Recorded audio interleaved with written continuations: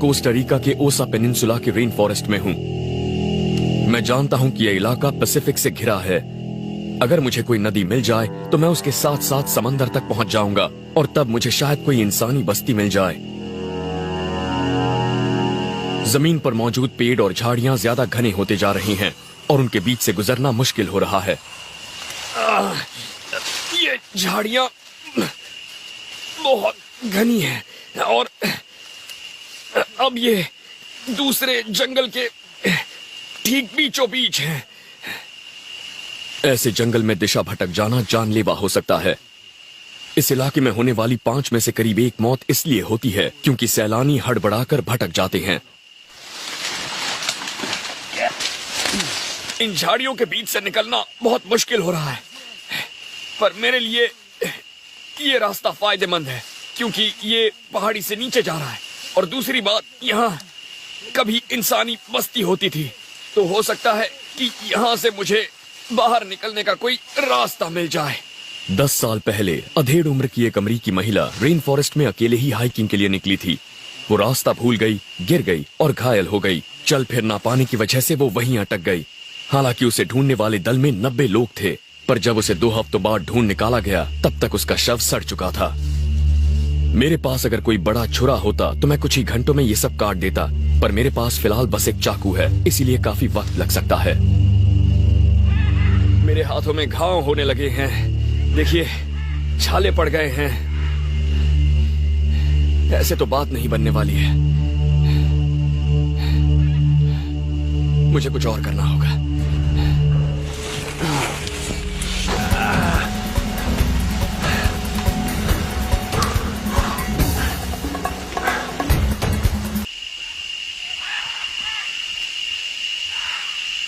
मैं खाने की कोई चीज ढूंढने के लिए नदी से दूर आ गया हूँ। जानवरों का शिकार करने या फंदे लगाने में ऊर्जा बर्बाद करने का कोई फायदा नहीं। यहाँ खाने के लिए बहुत से पौधे हैं, नीचे गिरे फल हैं, जैसे कि ये गार्सिनियास। ये मेरे बहुत काम का है। इसका स्वाद लीची जैसा होता है और इसमें ढेर सारी नेचुरल शुगर होती है। पौधे यहाँ खुराक का सबसे आसान जरिया हैं। 3 साल पहले एक लड़का सिर्फ केले खाकर और नदी का पानी पीकर जिंदा रहा, फिर उसने अपना रास्ता ढूंढ लिया था। जिंदा बचने वाले बहुत से लोगों का कहना है कि भटकने पर जंगल में सबसे बुरा वक्त होता है रात का, और अब अंधेरा होने वाला है। मैंने अभी तक कैंप नहीं बनाया है और आगे क्या होगा ये सोचकर बहुत परेशान हूँ।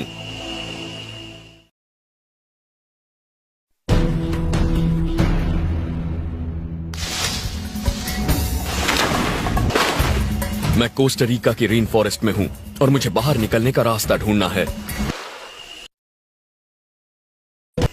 डिसेंट्री डायरिया का एक बिगड़ा हुआ रूप है। शायद मैं इसका शिकार नहीं हुआ हूँ, शायद मेरे पेट में कोई वायरस चला गया है। हो सकता है मैंने गलती से किसी बैक्टीरिया या जानवर के मल को छू लिया हो। मुझे यकीन है कि मैंने कल जो पानी पिया था वो साफ था, लेकिन इसने मुझे याद दिलाया कि मुझे और ज्यादा सावधान होना चाहिए।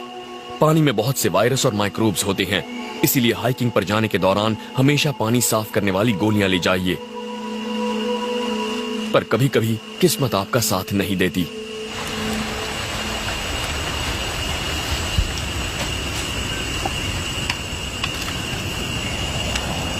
मैं इस पानी को कम से कम 5 मिनट उबालूंगा ताकि इसका साफ होना सुनिश्चित हो जाए। डायरिया के दौरान शरीर से पानी और सॉल्ट निकल जाते हैं और अब मेरे सामने हीट स्ट्रोक का भी खतरा है। अगर ये चीजें साथ में हुई तो जानलेवा हो सकती हैं। हीट स्ट्रोक के लिए जरूरी नहीं कि आपको भटके हुए कई दिन हो गए हों। हर साल हाइकर कम पानी पीने की वजह से भी मारे जाते हैं।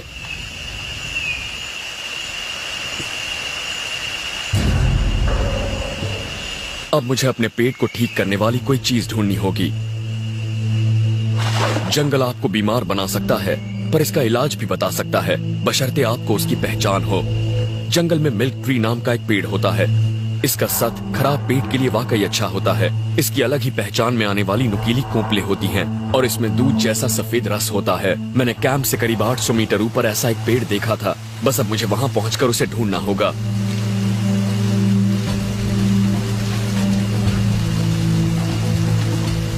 इस तरह से चढ़कर ही मैं जल्द से जल्द ऊपर पहुंच पाऊंगा। शरीर में ताकत नहीं है, पर मैं जंगल में भटकते हुए आधा घंटा बर्बाद नहीं करना चाहता। शुक्र है इस चट्टान पर पकड़ने की कई जगहें हैं। लेकिन एक बार फिर पानी मुझे रोक रहा है।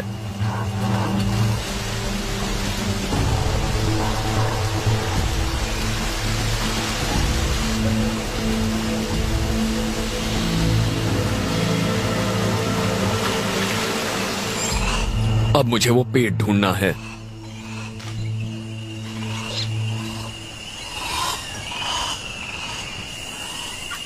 हमारे इस्तेमाल की करीब आधी दवाइयां रेन फॉरेस्ट के पौधों से ही बनाई जाती हैं।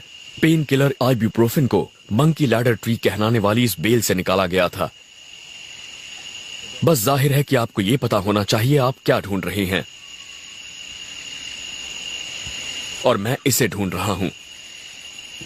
ये एक छोटा सा मिल्क ट्री लग रहा है और इसे कुदरती मिल्क ऑफ मैग्नीशिया कह सकते हैं। ये पेट के लिए वाकई अच्छा होता है और इससे मुझे थोड़ी ताकत मिलेगी। इसकी पहचान आप इस खास तरह की पत्तियों से कर सकते हैं। ये देखिए, इसकी कोंपलें भी ऐसी नुकीली होती हैं और जब आप इसे तोड़ेंगे तो इसमें से ये दूध जैसा रस निकलेगा। इस छोटे पेड़ के पास ही एक बड़ा मिल्क ट्री भी है जिसकी छाल अलग ही है। ये दिखने में आमी कैमोफ्लेज जैसी लगती है। आमतौर पर आपको ऐसे दुधिया रस वाले पौधों को खाने से बचना चाहिए। ये इसके जहरीले होने की निशानी है, पर मैं जानता हूं कि ये पेड़ जहरीला नहीं है। ये एक तरह का लेटेक्स है और यह आपके पेट को ठीक करता है। कमाल है, इसका स्वाद बहुत ही क्रीमी है। मेरी हालत जल्दी से ठीक होनी चाहिए, वरना आगे जो चुनौतियां आएंगी उनका सामना करना मेरे लिए मुश्किल साबित होगा।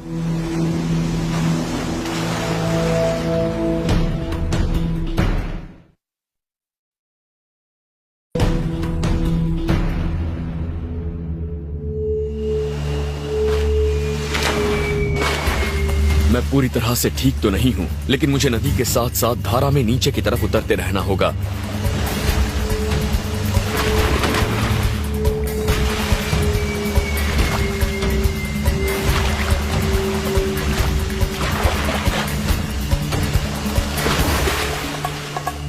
मैं नहीं जानता मैंने कितनी दूरी तय की है, पर लगता है कि मैं आगे बढ़ रहा हूं। लेकिन इससे थकावट भी हो रही है और दूरियां तय करने में काफी लंबा वक्त भी लग रहा है। पेट खराब होने से मुझे कमजोरी महसूस हो रही है और मैंने पिछले 2 दिन से ठीक से कुछ खाया भी नहीं है। मैं जानता हूं कि जंगल में अंधेरा बहुत जल्दी छा जाता है, इसीलिए मुझे कैंप और खाना ढूंढना होगा। मैं ये भी जानता हूं कि आज मैंने ज्यादा फासला तय नहीं किया, इसीलिए मुझे जंगल में एक और रात बितानी होगी।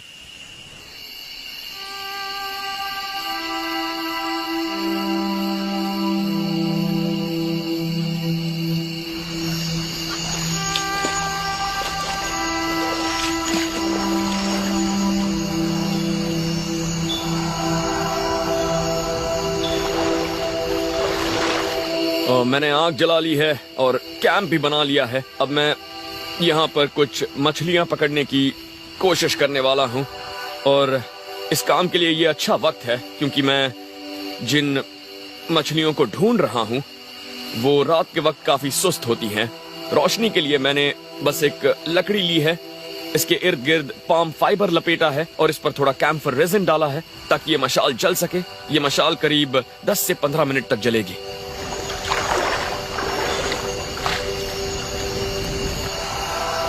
मैंने इस मशाल को पानी के काफी करीब पकड़ा है और श्रिम्प या क्रेफिश ढूंढ रहा हूँ। मैंने अपने चाकू को एक लकड़ी पर बेलों से बांध रखा है ताकि अगर कुछ नजर आए तो मैं उस पर वार करूं और फिर उसे पकड़ सकूं।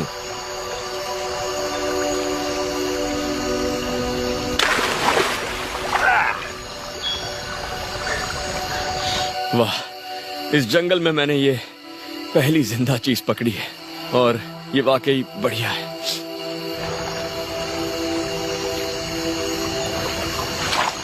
वैसे इन क्रेफिश को बिना चाकू के पकड़ना काफी आसान होता है, बस काश मुझे कोई मछली मिल जाए तो दावत पूरी हो जाएगी।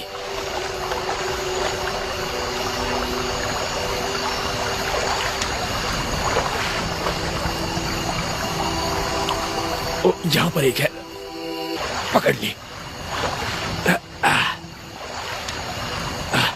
अरे वाह, लगता है बात बन गई।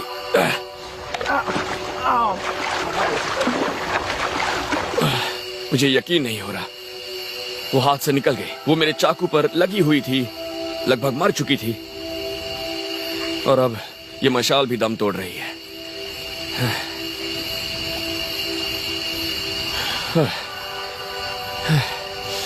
अब मेरे पास 4 क्रेफिश हैं और मेरे खाने का इंतजाम तो हो गया, पर आज दावत नहीं होगी। बस इसे आप मामूली खाना कह सकते हैं, पर मैं इन्हें मशाल बुझने से पहले पकाना चाहूंगा।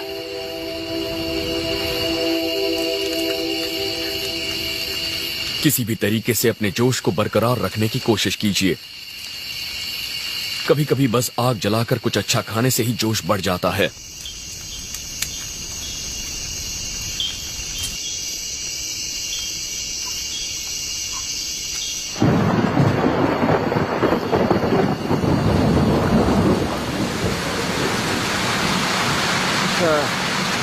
जैसा कि आप देख सकते हैं, पिछले करीब 4 घंटों से बारिश हो रही है और बिजली चमक रही है, बादल गरज रहे हैं।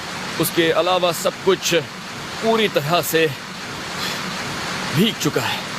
ये माहौल आपकी हिम्मत और आपके जोश को हरा सकता है। कैंप ने शुरुआत के कुछ घंटों में मेरा साथ दिया, लेकिन उसके बाद पानी हर कहीं से बरसने लगा।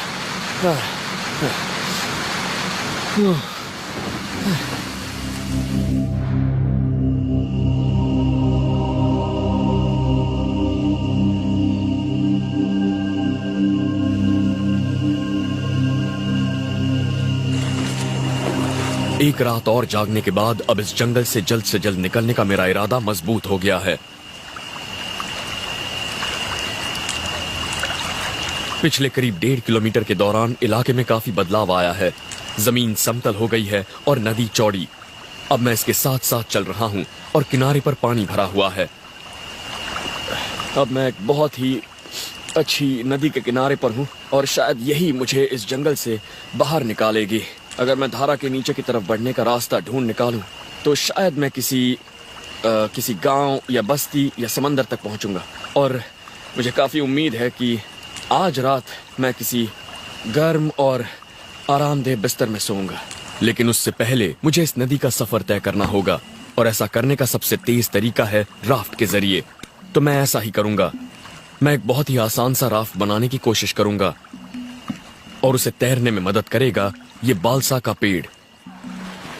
इससे अक्सर मॉडल्स बनाए जाते हैं क्योंकि ये बहुत हल्का और काटने में आसान होता है। इतना आसान कि मैं बस अपने चाकू और एक पत्थर से ही इसे काट सकता हूँ।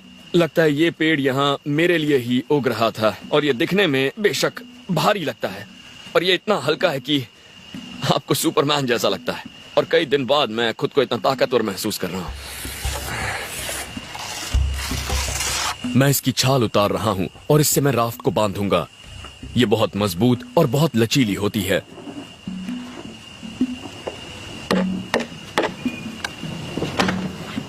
काम खत्म करते करते मैं पसीने से नहा चुका हूं। मैं उम्मीद कर रहा हूं कि ये उन चुनौतियों का सामना कर लेगा जो ये नदी मेरे सामने पेश करने वाली है।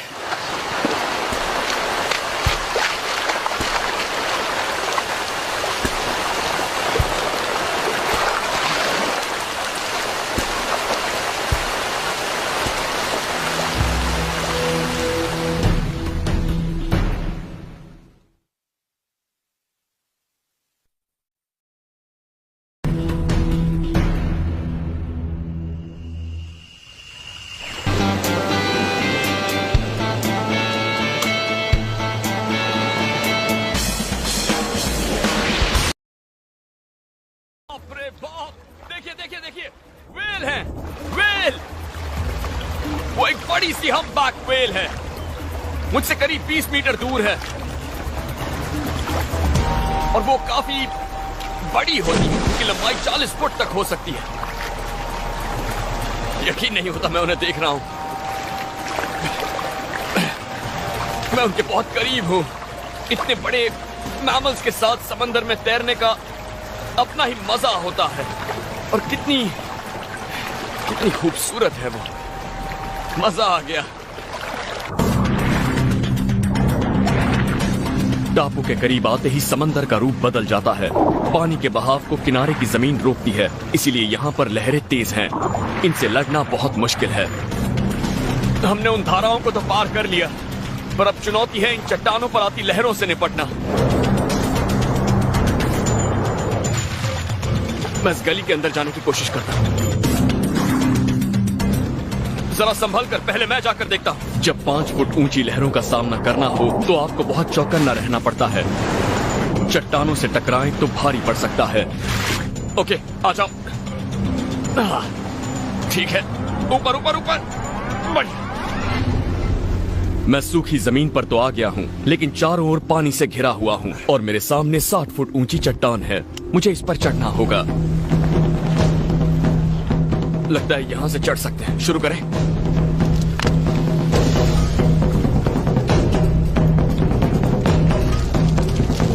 जब 2 टेक्टोनिक प्लेट्स करीब 15 लाख साल पहले टकराई थीं, तब ये टापू बने थे। समंदर का तल उस टक्कर से सतह के बाहर आ गया और यहाँ ये आर्किपेलागो बन गया। चूने के पत्थरों की इस भुरभुरी चट्टान पर चढ़ना आसान नहीं है, बहुत मुश्किल है। यहाँ भुरभुरे पत्थरों की एक परत सी बन गई है, चिड़ियों की पीठ है और बिल्कुल सूखी धूल भी। मुसीबत है। यहाँ पर कुछ भी ठोस नहीं लग रहा।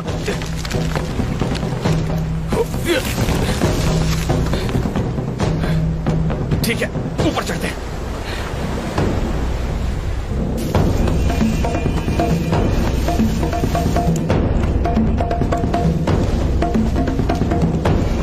मुझे सबसे पहले तो इस टापू को पार करना है। इसका पूर्वी किनारा पनामा की ओर है। पहले ये पता लगाना होगा कि उसके आगे क्या है, तभी मैं आगे का प्लान बना सकता हूँ। 5 मिनट बाद मैंने इसे पार कर लिया है। जहां तक नजर जाती है सुनसान इलाका नजर आता है। जब सामने इतना, वहां एक जहाज है। चलिए जाकर देखते हैं। संभल के आना। ऐसे इलाकों में जब तक पीने के पानी का कोई स्रोत नहीं मिलता, तब तक आपको खुद ही अपनी जान बचाने के उपाय करने होंगे। मैं इस जहाज के मलबे की मदद से यहां से निकलने की कोशिश करूंगा। यह मलबा इस बात का सबूत है कि यह समंदर कितना खतरनाक हो सकता है। यहां समंदर को हल्के में नहीं लिया जा सकता। अगर मैं वहां ऊपर तक पहुंच जाऊं तो अच्छी तरह से अंदाजा लगा सकता हूं कि आगे मुझे कहां जाना है। सिर्फ 30 फुट की ऊंचाई पर चढ़ने के बाद ही मैं अब दुगनी दूरी तक देख सकता हूं। यहां से नजारा तो खूबसूरत है, लेकिन बुरी खबर है कि मुख्य द्वीप वहां पर है और वहां तक पहुंचने के लिए मुझे समंदर में कम से कम 8 किलोमीटर का रास्ता तय करना होगा। अगर मुझे अपनी जान बचानी है तो मुझे वहां पहुंचना होगा। मैं जानता हूं वहां तक कैसे जाना है, बस हमें नीचे उतरना होगा। इस टापू से जाने का एक ही रास्ता है, समंदर। देखिए कितना कचरा पड़ा है। जिस जबरदस्त तूफान ने इस जहाज को किनारे तक पहुंचाया होगा, उसी की वजह से इतना कचरा भी इकट्ठा हुआ है। मैं इनसे एक राफ्ट बना सकता हूं, लेकिन वो मजबूत होना चाहिए। किसी का कचरा किसी के काम आ सकता है। यहाँ बहकर आए बांस से मैं उसका फ्रेम बना सकता हूँ, जिससे राफ्ट को काफी मजबूती मिलेगी। मैं इन तीनों को एक साथ बांधकर राफ्ट का हल बना सकता हूँ और फिर उसी तरह से एक और ढांचा बनाकर मैं एक अच्छा सा कैटमरान बना सकता हूँ।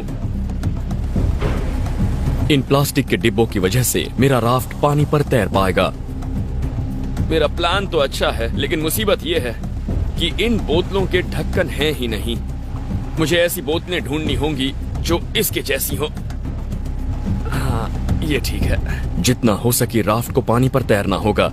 यहाँ ग्रेट व्हाइट शार्क्स घूमती रहती हैं, इसीलिए मैं समंदर से ज्यादा दूर रहना चाहता हूँ। मैं उस जगह पर हूँ जहाँ ज्वार का पानी चढ़ जाता है। मैं चाहता हूँ कि जैसे ही पानी चढ़े मैं यहाँ से निकल जाऊं। ज्वार का पानी मुझे मुख्य भूमि तक पहुंचा देगा, लेकिन किनारे पर बह रही तेज हवाएं एक बड़ी मुसीबत हैं। मैं अपने पीछे से बह रही हवा से ज्यादा ज्वार के पानी पर